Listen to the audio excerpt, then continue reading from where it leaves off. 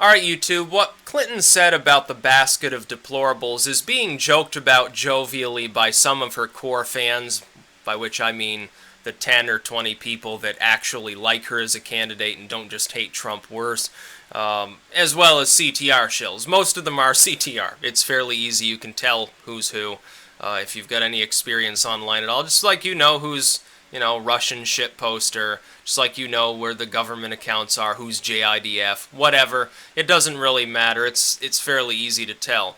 Hillary Clinton's comments almost immediately lit up Twitter like a firestorm.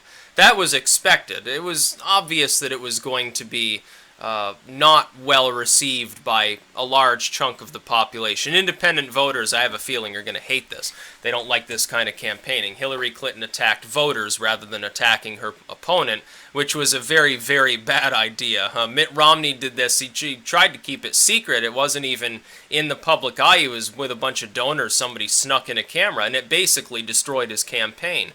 I wouldn't be surprised if the fact that Hillary's willing to say this sort of thing up front in front of a crowd of people with the news cameras rolling really hurts her even more. I wouldn't be surprised to see that.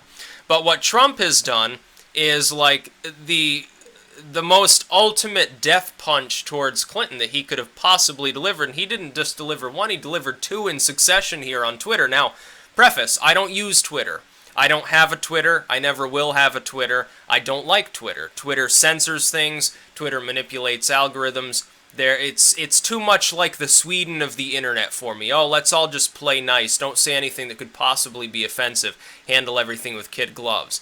You know, there's a million different, like, porn sock accounts on Twitter. Those, it takes them days to take them down. That you say something that's mildly hurtful towards anybody on Earth, and you're immediately gone. So I'll never use Twitter, but let me read what Trump retweeted from Obama in 2012 first, and then a tweet that Trump put out before that on his own. Now, it must be explained that the context of this tweet that Obama had made that Trump retweeted was made right after the 47% comments. Important because it has a deep connection to what Hillary said, so I'll read it for you here. This is Obama's tweet. Retweet if you agree. We need a president who is fighting for all Americans, not one who writes off nearly half the country. There you go. It's like a microcosm of why Trump has an advantage over Hillary Clinton. The fact that he's more tech literate allows him to dig through these things. And really, here's Obama himself, who basically, let's face it, Hillary would be the next Obama, except she's more like Romney on this one issue, I suppose. She has a disdain for most working-class Americans. Doesn't matter what race they are, by the way. Second thing here, this is what Donald Trump himself tweeted, and this is perhaps an even bigger blow. I can't even... Scott Adams must be beating off right now reading this.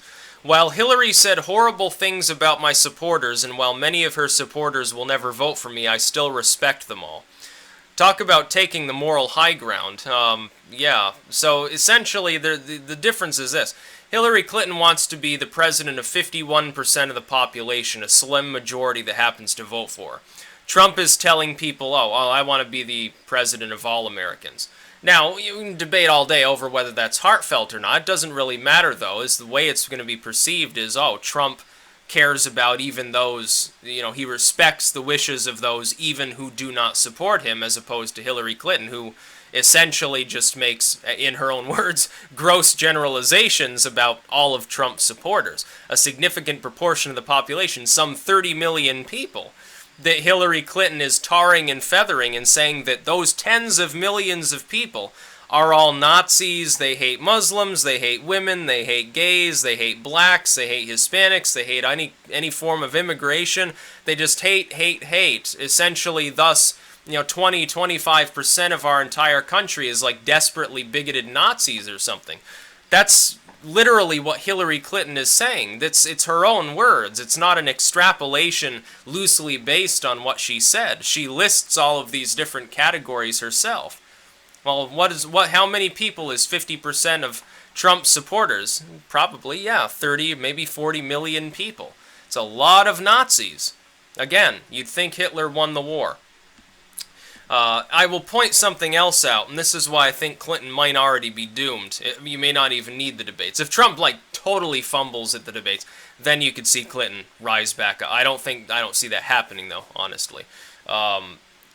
A poll was conducted. Now, this wasn't a Fox News poll, although Fox reported on it. If Fox News had made the poll, I would have ignored it like I ignore now Monmouth, Rasmussen, kind of the LA Times, questionable, YouGov. Some of these polling firms, they appear to be systemically either biased towards Trump or Clinton. I think that it's roughly tied right now, all things considered. Anything showing Clinton up by like 10 points or Trump up by like 10 points, it's an outlier, almost certainly. I could be wrong, but there's a good 99% chance that I'm not here. They released a poll that showed Trump getting 35% of the Hispanic vote. Do you realize how much of an advantage that is over what Romney or McCain got, and how much of a disadvantage for Hillary Clinton that is? Obama wiped the floor with Romney and McCain with the Hispanic vote. Getting 35%, that's unheard of for a Republican. That's far higher a level of support than any recent Republican candidate has garnered. 30%'s like the cutoff point, beyond which no Republican dare venture. Trump's getting 35, or actually I think it was 39 if I remember correctly. Either way, though, it doesn't even matter. That's a huge amount of support. I mean, that probably flips New Mexico at that point, assuming that the turnout is high enough on his favor, and a double-digit total of the African-American vote. Again, something Romney couldn't achieve it, McCain couldn't achieve it. Her lead with African-American voters has shrunk down below 90%.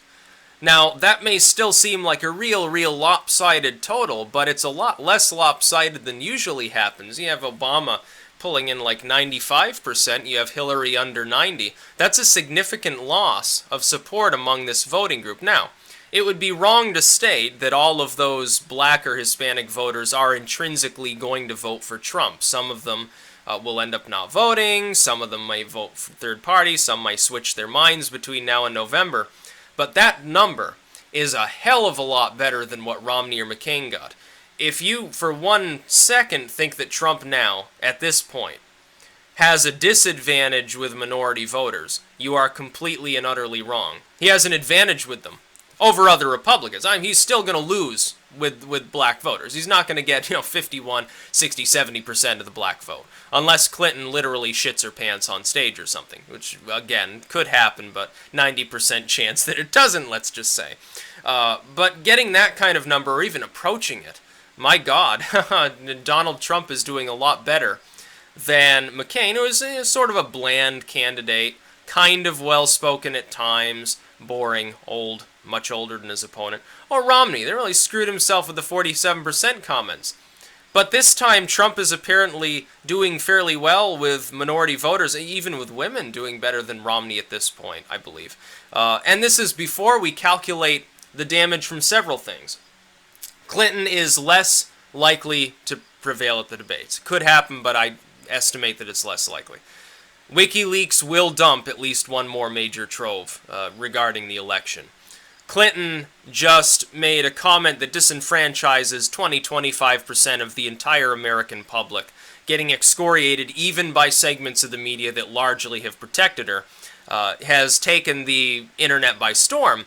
And the result in polling hasn't yet been accounted for, because any polling that's going to reflect what happens thereafter, after her deplorable comments about being deplorable, haven't been calculated yet. Those polls haven't ended.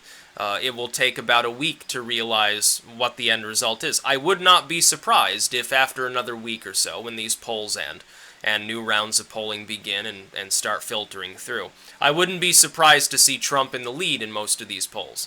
I wouldn't, not even a little bit.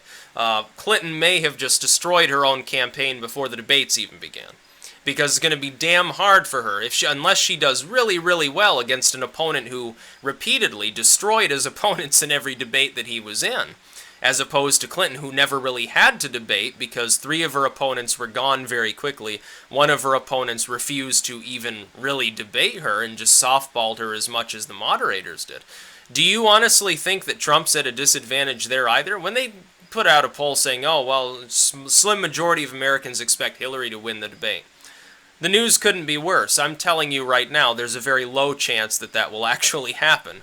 And so what will end up happening is that because people have apparently heightened expectations of her performance, if she does really badly and is a complete dud, as I suspect will likely be the case, it's going to hurt her even more. You could see Trump up by 10 points between the first and second debate. At that point, the election is, unless something absolutely catastrophic happens, effectively over.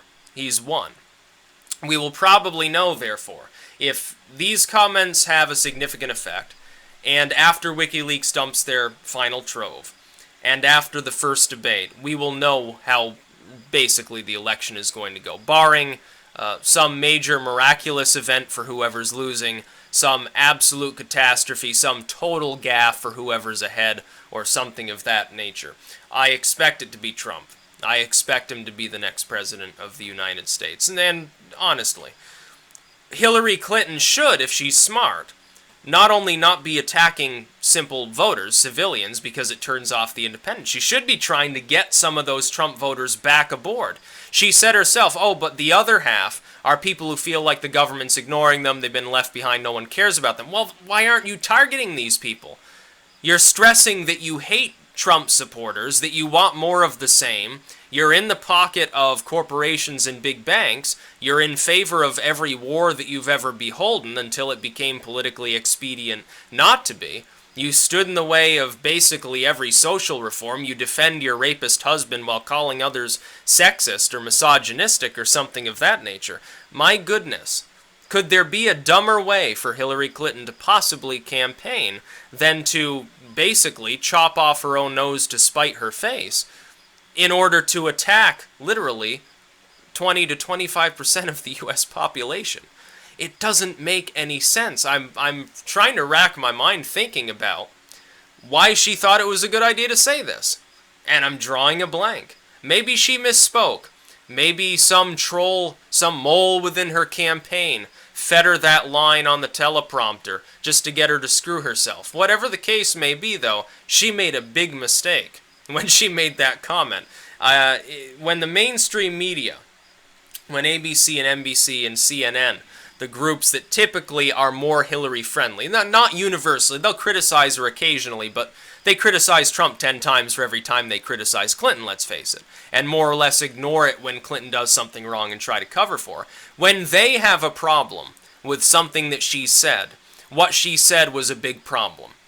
Because it's very difficult to get a group like CNN convinced that something that Hillary Clinton has said is newsworthy unless it's something that's commendable, that most Americans would find intelligent or forthright in some way. If it's something shitty she said, it's not newsworthy until proven by a drastic measure of evidence otherwise. Well, apparently, this specific comment fits into that category. Couldn't be worse for her right now. She's going to have another bad week, I predict. It's not even really a prediction, it's more of a gnosis. Like, you know, shit's going to hit the fan. The next week is just not going to be good for her. Especially after Trump tweeting these things out. That's really going to fuck her up, especially, I think, with some of the youth voters. That's about all. Peace out.